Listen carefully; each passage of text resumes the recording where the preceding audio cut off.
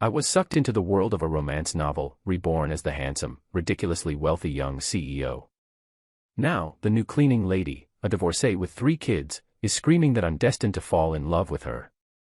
The scholarship student my family sponsors, now living in my house, tells me to stay away from her and give up any ideas I might have.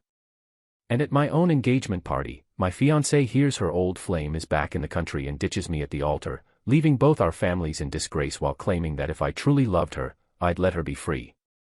Are all the heroines in these stories completely out of their minds? Too bad for them. I'm a perfectly sane CEO and I have zero intention of playing along with their delusions.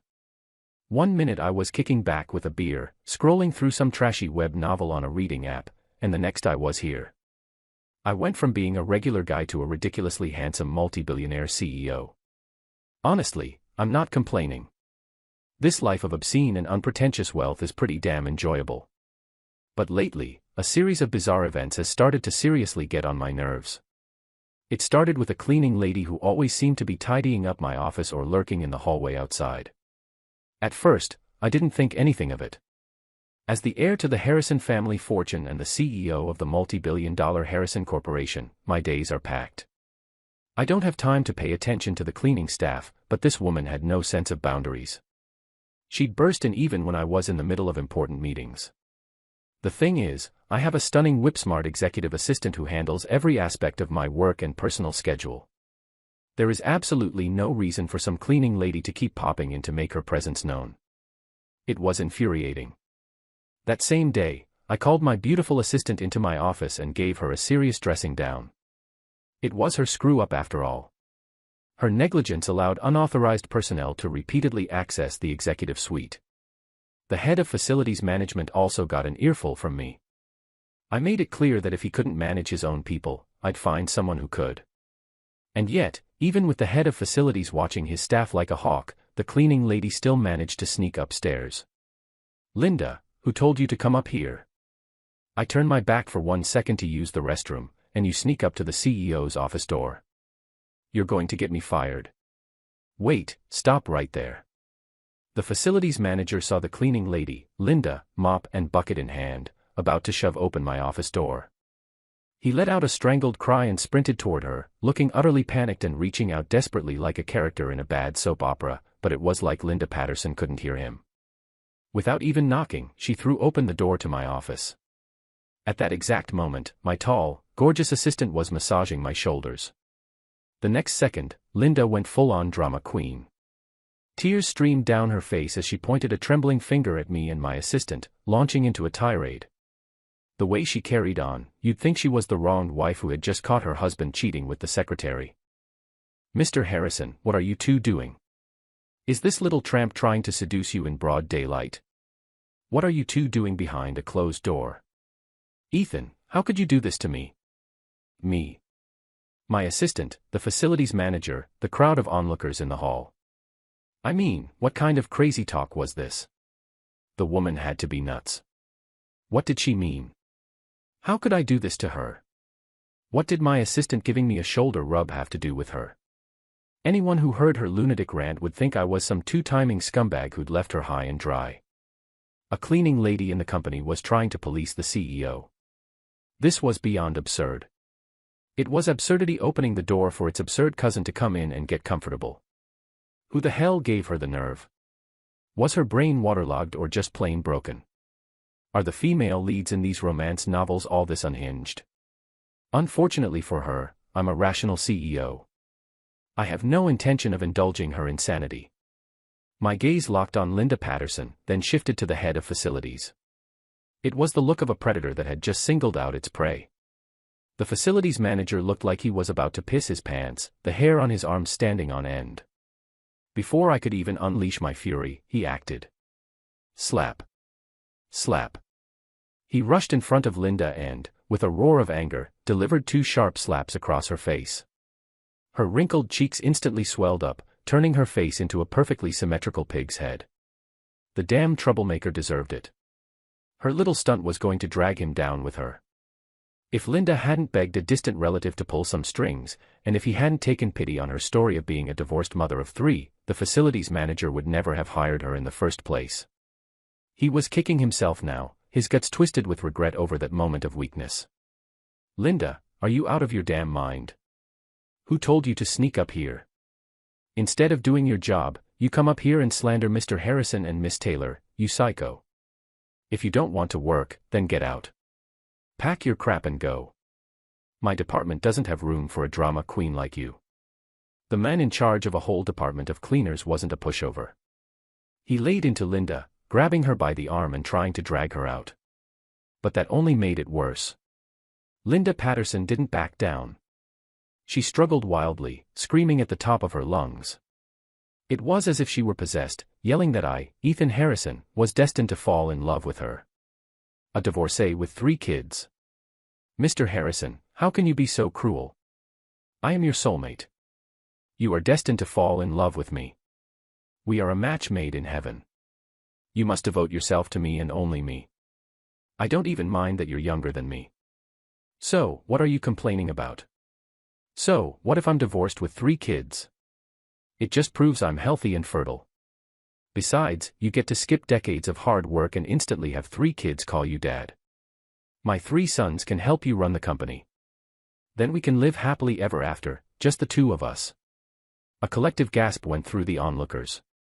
Linda's unhinged monologue left everyone speechless. What kind of deranged soap opera was this? The billionaire CEO falls for the divorced cleaning lady with 3 kids. No one ever imagined such a bizarre scene would play out in the headquarters of the multi-billion-dollar Harrison Corporation. Well, I'll be damned. It was a real eye-opener. Bang. I slam my palm down on the desk. If I let her keep spewing this nonsense, they could film a whole season of a TV show. Shut up. I pointed at the melodrama-spewing cleaning lady and laughed, though there was no humor in it. Ma'am, do I look like I have brain damage? You think I'm going to fall in love with a divorced mother of 3? Smack.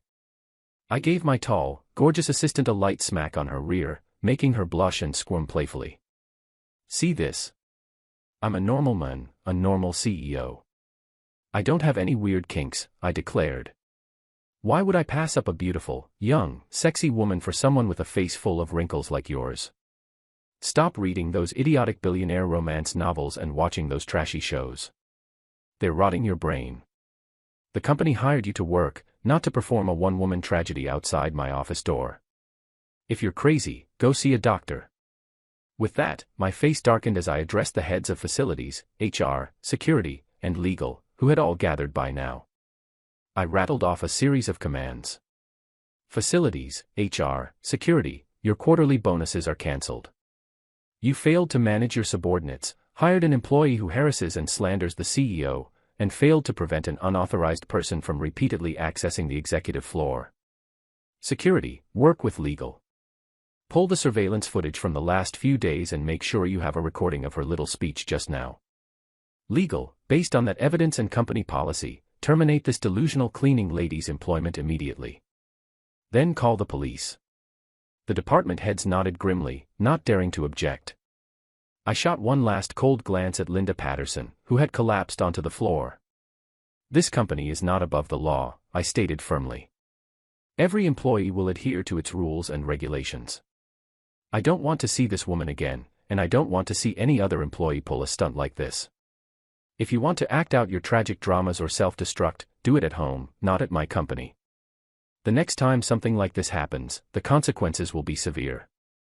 The crowd dispersed as if granted a pardon. The facilities manager and security guards dragged Linda away to be processed. After all, you don't get chosen to run a multi-billion-dollar corporation and become the Harrison family heir by being a pushover. I wasn't one of those brain-dead lovesick CEOs from the novels. Soon enough, the company terminated the cleaning lady's contract for failing her probationary period and blacklisted her from all Harrison Corporation subsidiaries. The legal department's lawyers were sharp.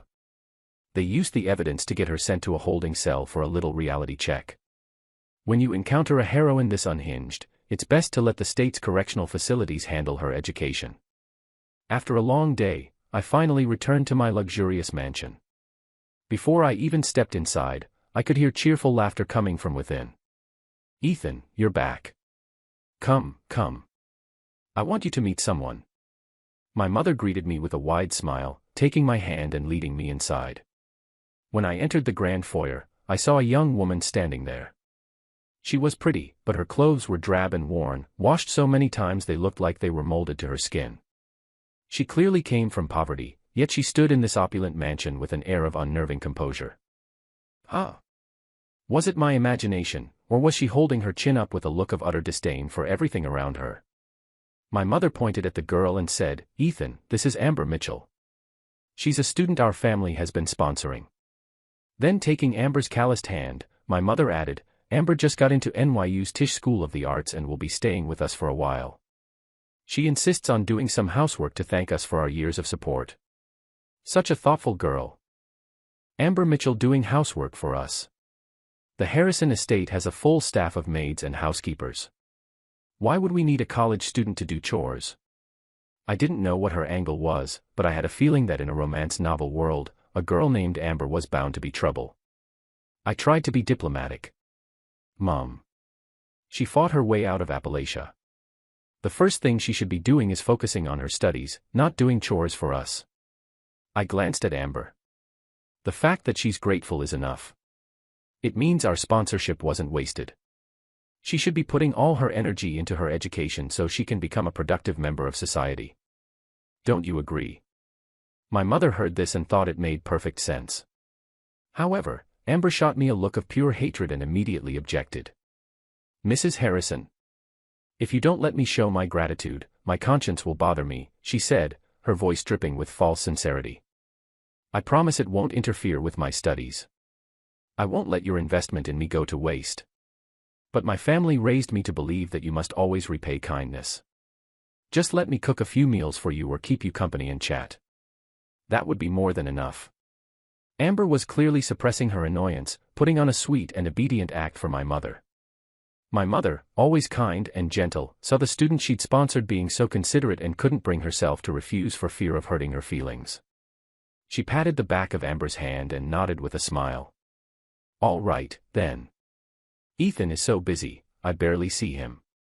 And since your uncle passed a few years ago, this big house can get a little lonely. It would be nice to have you here to talk to, Amber."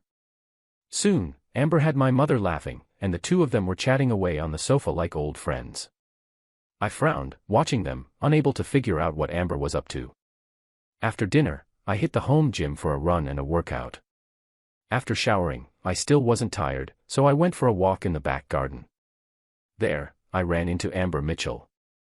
My eyes narrowed in suspicion at the object in her hand, the latest top-of-the-line iPhone. A poor college student from a rural village, someone who needed my family's money just to get into college. How did Amber Mitchell have the newest, most expensive iPhone? "Ethan Harrison, why are you staring at me like that?" she snapped. "I'm telling you right now, it's never going to happen between us. So, get rid of any little ideas you have and don't even think about trying anything. Just because you're rich doesn't mean you can do whatever you want. Give up. Stop trying to get my attention." Seeing me looking at her, Amber went on the defensive, launching into a tirade. Me. I had just dealt with the unhinged cleaning lady, Linda Patterson, this morning, and now another lunatic had appeared. I'm just a normal CEO. Why does every female lead think I'm destined to fall in love with her? You're just a scholarship student my family sponsors. What gives you the right to be so arrogant? I glanced around. There was nothing weird nearby. She wasn't possessed by a ghost, so why was she spouting such nonsense? I stared at her coldly and replied with a single word. Psycho. Amber reacted as if I'd stepped on her tail. She completely lost it. She stuck her nose in the air, her face a mask of defiance. "Ethan Harrison, do you really think acting like this is going to get my attention? I'm telling you, playing hard to get won't work on me. This time, I won't submit to your dirty money. I don't love you. Not one bit. Don't you dare think you can use your money to ruin my chances of finding true love." What the hell was she even talking about? Psycho. She clearly didn't understand plain English. Seeing another one of these drama queens starting her act, my patience completely evaporated. My right hand seemed to have a mind of its own, and it flew through the air. Slap. The babbling Amber Mitchell finally fell silent. Oh, that felt good. Amber clutched her left cheek, now imprinted with 5 red finger marks, and stared at me in utter disbelief. She never imagined that in her new reborn life, I would call her psycho and then slap her across the face. Ethan Harrison, you bastard. How dare you? How could you call me that? Why, you actually hit me. Amber covered her face with one hand and pointed at me with the other, her face a perfect replica of a crying soap opera meme. I swear I have a real talent for this. In a single day, I managed to make 2 different heroines break down like bad actors. But I'm a normal CEO. I didn't let Amber's bizarre ranting and raving mess with my head. I snatched the new iPhone from her hand and demanded coldly. You're a poor college student who needs my family's financial aid. How can you afford a phone that costs over $1,000? Either you've been lying to us from the beginning and using our money to live it up, or you have a sugar daddy supporting you. So tell me, what's your real reason for coming to my house? The slap must have knocked a few more screws loose because Amber's response was even more delusional. She sneered. $1,000 phone, please. I wouldn't even look twice at an oceanfront mansion worth over $100 million.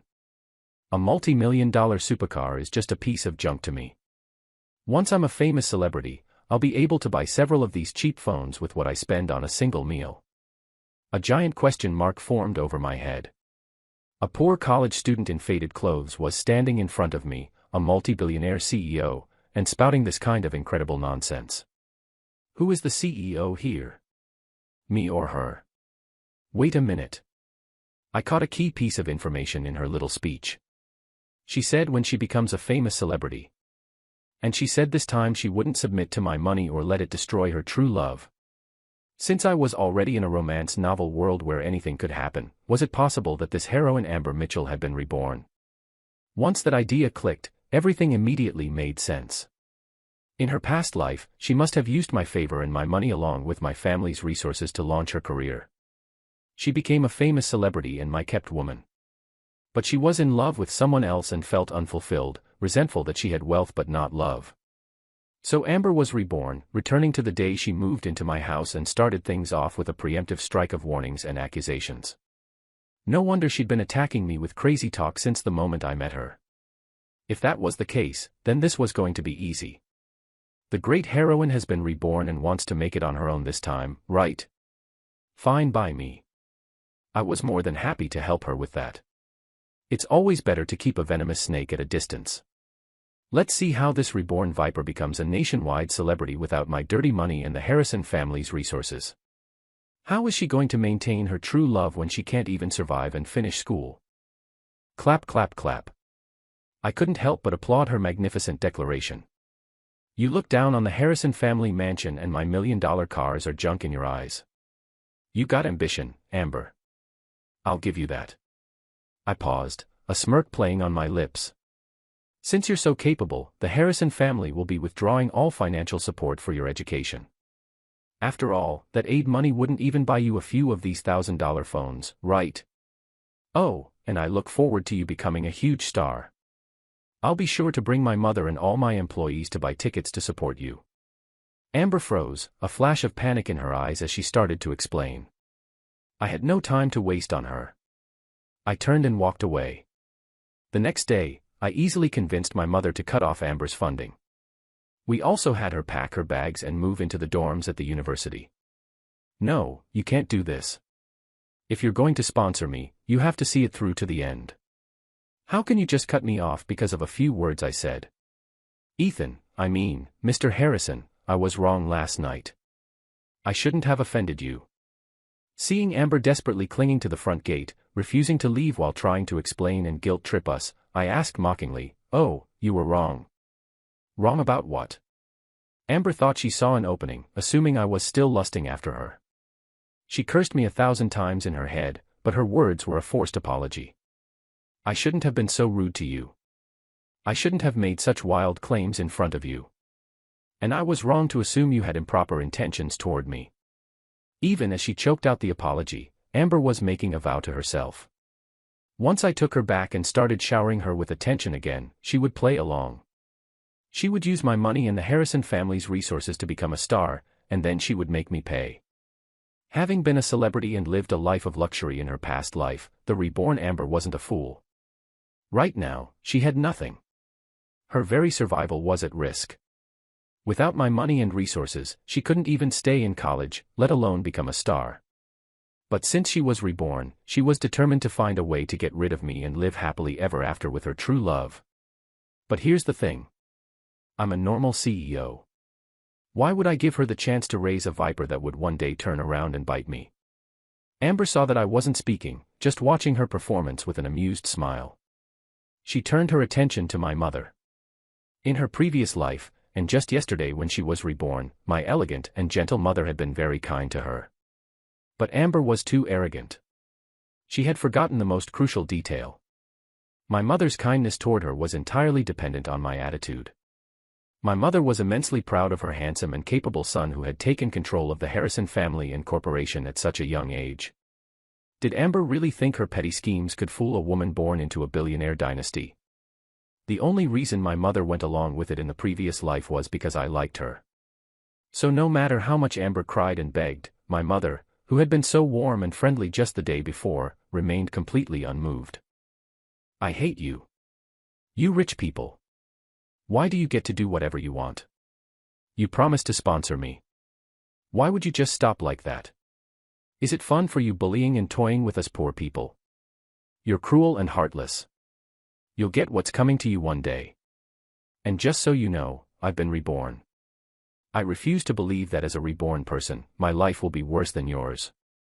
Just you wait. I, Amber Mitchell, will repay the humiliation you've shown me today 100 times over. Ethan Harrison, you will never have me. I could never love you in this lifetime. Go to hell, you loser. When Amber realized she couldn't manipulate us into continuing her sponsorship, she flew into a rage. Her true ugly nature on full display. She pointed at us, jumping up and down as she spewed venom, resorting to everything from moral blackmail to unhinged screeching. It was nothing but a powerless tantrum. My mother, her expression serene, walked over and slapped her twice. Amber could curse the Harrison family. She could even curse my mother, but she could not curse her son. That was a line you did not cross. Such a filthy mouth. You deserve that, my mother said coldly. Consider me blind for ever sponsoring a viper like you. Mr. Henderson, throw her out.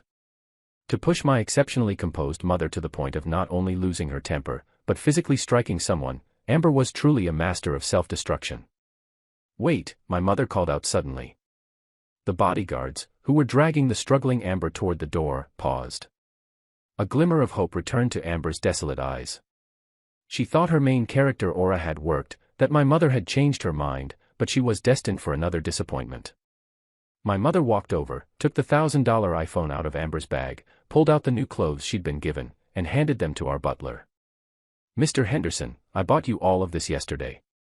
You won't be taking a single thing from the Harrison family with you, she declared.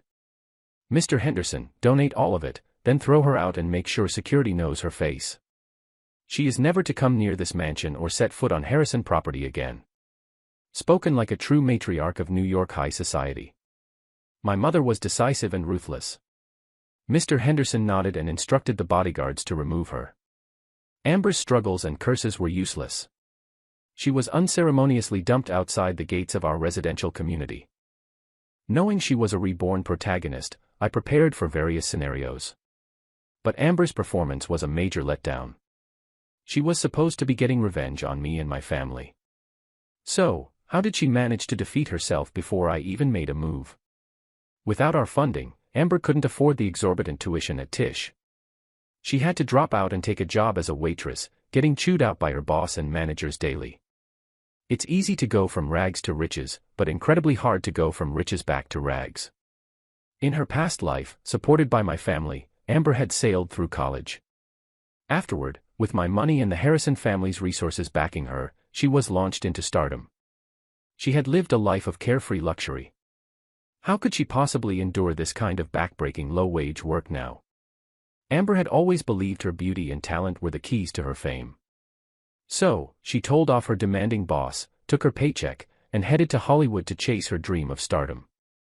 But Los Angeles is flooded with over 1 million aspiring actors, most of them young and beautiful. How many of them actually make it big? Relying on her memories from her past life, Amber sought out the directors who had once championed her. But without the backing of the Harrison family's resources, no one gave her the time of day. Well, that's not entirely true. A few sleazy pot-bellied directors offered her small roles in exchange for becoming their mistress. Amber, who had never faced such humiliation, slapped one of the greasy directors across the face. In return, she got a beating, a torrent of abuse, and was effectively blacklisted from the industry. Her journey to stardom was over before it even began. With no other skills, Amber could only find work as a hotel or restaurant waitress. She would rather die than work a factory assembly line. She couldn't handle that kind of hardship. But she was used to spending money lavishly from her past life, and a waitress's salary was pitifully small.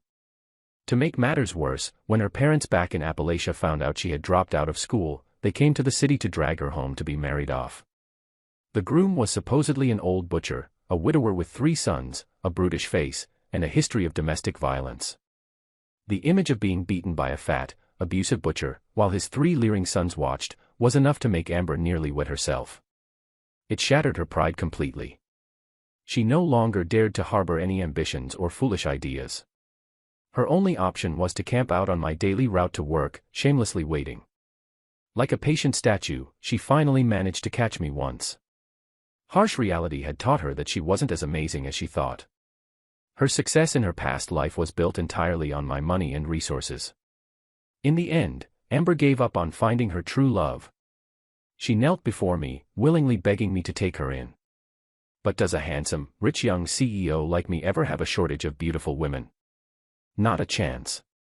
Finally, after apologizing profusely to me and my mother and kneeling at our mansion's gate for a full day and night, I decided to take her back, out of consideration for the fact that she had been my woman in a past life.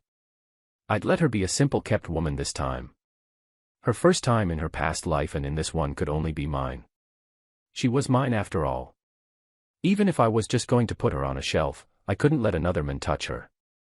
This time, Amber was much more obedient. She played different roles every day. Maid, nurse, schoolgirl, doing anything and everything to please me. As my personal assistant, she was diligent and hardworking.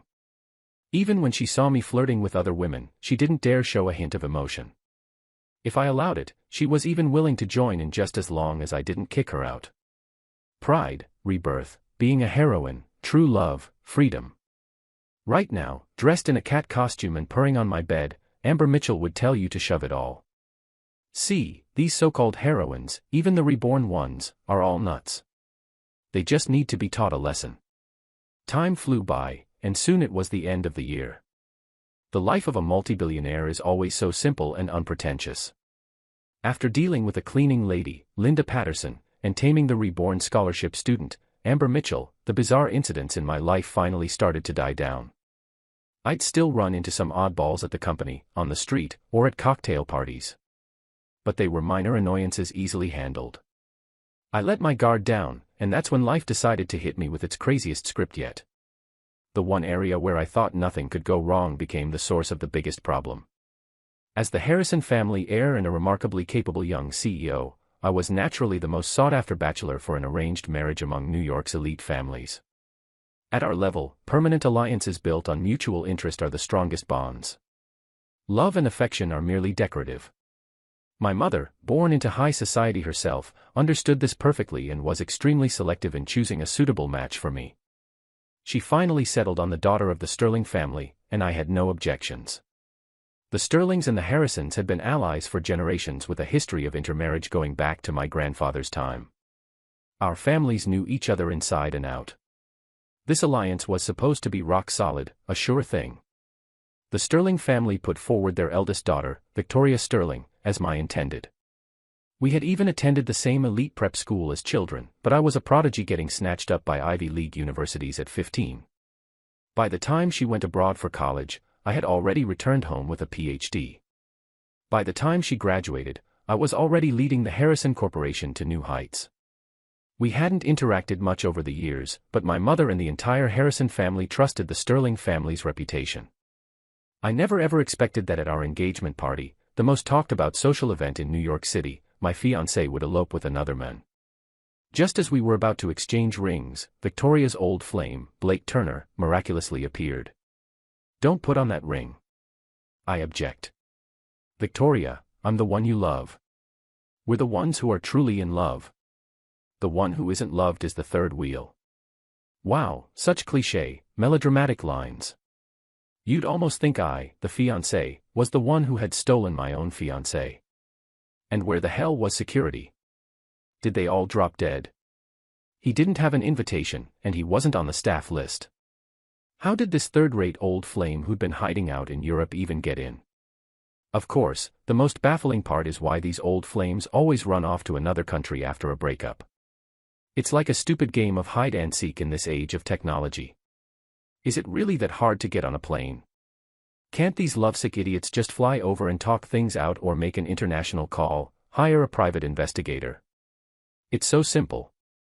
Why is it that in these trashy romance novels, breaking up and going abroad is treated like they've traveled to outer space? No contact, no calls, like they've fallen off the face of the earth. Then at the most critical moment, our high-profile engagement party, he suddenly pops up to stage a dramatic elopement. It was beyond ridiculous. "Blake, I knew you'd come. How could you bear to let me marry another man? I will always be your woman. No one can ever tear us apart." Seeing her old flame Blake Turner appear out of nowhere, Victoria Sterling was overcome, tears of joy streaming down her face. "Victoria, you can't marry him. Only I can give you the best life. Victoria, marry me. I'll make you the happiest woman in the world." Blake knelt down, holding out a ring woven from a blade of grass, and proposed with a look of deep affection. Every sane person in the room was stunned into silence. A scruffy, dirty-looking bum was holding a grass ring and boldly proclaiming he would give the heiress of the Sterling family the best life. That he would make one of New York's most prominent socialites the happiest woman in the world. Had the world gone completely insane? And yet Victoria Sterling's brain wasn't functioning normally. She covered her mouth with her hands, her face a picture of blissful shyness as she nodded enthusiastically. Without a moment's hesitation, Victoria took the ring that was meant for me and slipped it onto Blake Turner's finger. Blake shot me a look of pure defiance, his disdain unconcealed. Then Victoria turned to me on the stage, her eyes blazing with righteous fury as she threw accusations at me. "Ethan Harrison, you don't know the first thing about love. If you loved me, you would give me my freedom, not chain me with alliances and business deals. I've had enough of it all. I'm going to follow my heart and find my true love and freedom." The next second, they were holding hands and running out of the ballroom in a blaze of glory. Seriously, all this time had passed and security still hadn't made a move. Everyone just stood there and watched them perform their little melodrama before making their escape. Had this woman been kicked in the head by a donkey? Even if you're going to elope with your worthless old flame, you have to pick your moment. But no, she chose to do it at her own engagement party in front of the entire New York City elite. She showed zero regard for the reputation of the Harrison and Sterling families, and even less for my dignity as her fiancé. As if running off in such a spectacular fashion would somehow prove their stolen love was eternal. Chaos erupted on the Sterling family side of the room. Shouts and curses filled the air, and someone even called an ambulance. Victoria's parents, who adored her, had fainted from the shock. I stood on the stage calmly watching the drama unfold. I had a feeling this unhinged heroine Victoria Sterling had been brainwashed by too many elopement fantasies. Sure, it was humiliating. But for a dynastic marriage devoid of any real emotion, the impact on me was minimal. One Victoria Sterling running off only meant an opportunity for all the other eligible heiresses in the city. My mother and I handled the situation with composure, and the chaos quickly subsided. Besides, you can't just end an event of this magnitude and disgrace because the bride-to-be bolted. The first to rush up the stage was Madison Westbrook, the girl who'd had a crush on me since we were kids. "Ethan, I'm here to save the day. How are you going to thank me?" she chirped. "I told you Victoria Sterling was an idiot. She's got nothing on me." She even pulled out 2 rings she had prepared in advance, showing them off with a cheeky grin. I sighed and ruffled her hair, trying to shoo her off the stage. "Madison, I've always seen you as a little sister. I never knew you were secretly trying to get in my pants. Besides, our families have some bad blood from the last generation. It's not that easily resolved. But this firecracker of a girl just waved her hand dismissively. That old drama is ancient history. The Westbrook family listens to me now, she declared with unwavering confidence. Besides, it was our family's fault to begin with. Why should we keep holding a grudge against the Harrisons? That fool Victoria Sterling is blind. She'll regret this for the rest of her life. She's just a fool. Not like me. I've been saving myself for you, brother. Say yes, please. Damn it. Why did this little brat have to use that cutesy baby voice? It was enough to melt a man's resolve. And then in front of everyone, she pinned me against the stage backdrop. Stop. Stop. Madison. Who's the domineering CEO here? You or me? My fearsome reputation is officially ruined thanks to you. Fine. It's just an engagement party, right? What's the big deal? I'll tell you what. Before I could finish, the little brat silenced me with a kiss. A true little demon. The hall erupted in applause and cheers as if Victoria Sterling's grand elopement had been nothing more than a minor interruption. Madison Westbrook, who was so sweet and playful with me, was a ruthless tyrant within her own family. She forced the uncle responsible for the feud between our families to publicly apologize to my mother and grandfather. The Westbrooks also demonstrated their sincerity by offering the Harrisons a partnership in a highly profitable new venture. With that, the old feud was buried. The Harrison and Westbrook families were officially united by marriage. And I, with the little demon Madison Westbrook, began a life of shameless bliss. Our families joined forces, and our businesses soared to new heights. Madison, aside from being completely head over heels for me, was a sharp and formidable businesswoman. Within 3 years, she gave me a son and a daughter, all without letting it affect her work or the performance of the Westbrook Group in the slightest. Meanwhile, Victoria Sterling's mother suffered a heart attack and didn't survive the night. Her father decisively disowned his wayward daughter, severing all ties. The failure of the Harrison-Sterling engagement and the public scandal it caused created a rift between our families that never healed. To make matters worse, the Westbrooks and the Sterlings were business rivals. With my marriage to Madison, the Harrisons and Westbrooks became ironclad allies. The Sterling Corporation, having lost the support of Harrison-funded projects, saw its business and market value plummet. Later, my little demon Madison, who loved to gossip, would occasionally update me on Victoria Sterling's situation. Apparently, after eloping with Blake Turner, they fled to some backwater town to hide. But Blake was broke and they lived entirely off Victoria's savings. When the Sterling family cut her off and froze all her accounts, she had to sell her jewelry to get by. Soon after, she got pregnant. Blake Turner scoffed at the idea of manual labor. Convinced he was a genius destined for great things, he spent his days drinking and gambling, lazing around their rented hovel. When Victoria was pregnant and needed money for a checkup, they had the biggest fight of their love story in that cramped, squalid apartment. Blake felt he was a godlike hero who would spend his last dime to fly back and rescue Victoria from a life of gilded misery.